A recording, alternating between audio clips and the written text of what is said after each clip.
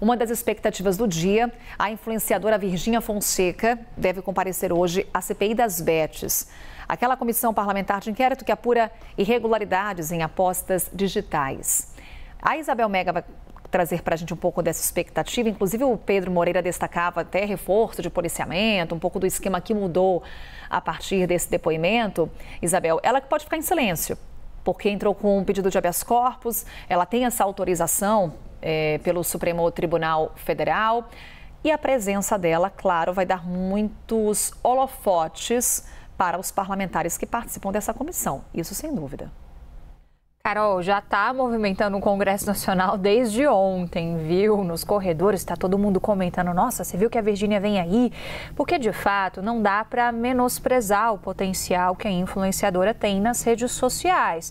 Tanto é que foi isso que motivou a vinda dela para Brasília para depor na CPI. O que a relatora da CPI das Bets, que é a senadora Soraya Tronic, quer entender, de fato, é quais são os limites, quais são os alcances dessa influência de Virgínia e de outros influenciadores que estão fazendo campanhas das bets ali no meio digital. Então, esse é um dos objetivos.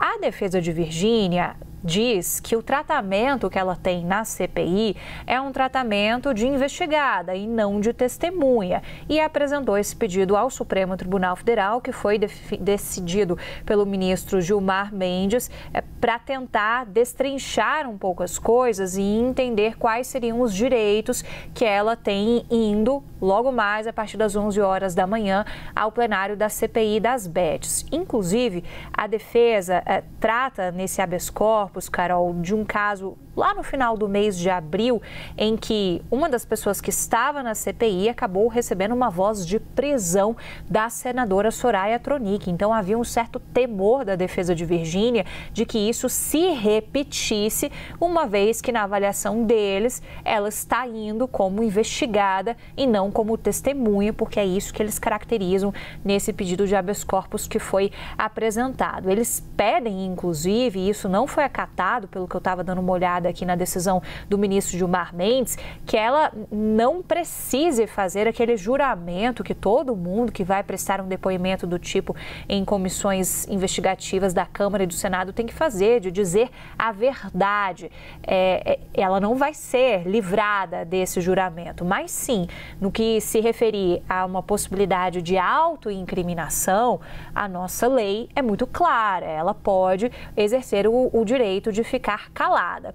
Então, esse pano de fundo é bastante relevante para a gente entender o porquê desse pedido da defesa de Virgínia, sobretudo diante dos últimos acontecimentos que geraram muito alvoroço na CPI das Bets, com um desses depoentes saindo preso de lá por determinação da própria relatora da comissão. Agora, o que a comissão afirma é que ela tem uma ampla base de seguidores, é preciso entender até onde vai o limite das responsabilidades éticas, é preciso também entender que ponto estamos de regulamentação sobre o alcance desses influenciadores na hora que eles estão lá nas redes sociais deles, atingindo milhares de pessoas, Brasil e mundo afora.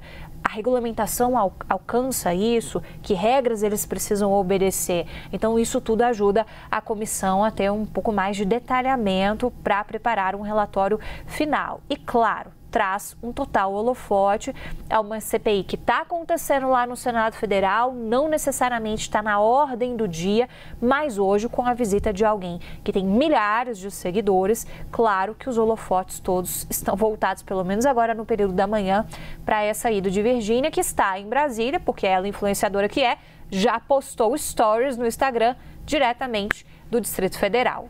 Carol. E claro que a gente vai acompanhar, esse depoimento está previsto para 11 horas da manhã, daqui a pouquinho a movimentação que já tende a ficar mais intensa, a gente te mostra aqui no Novo Dia.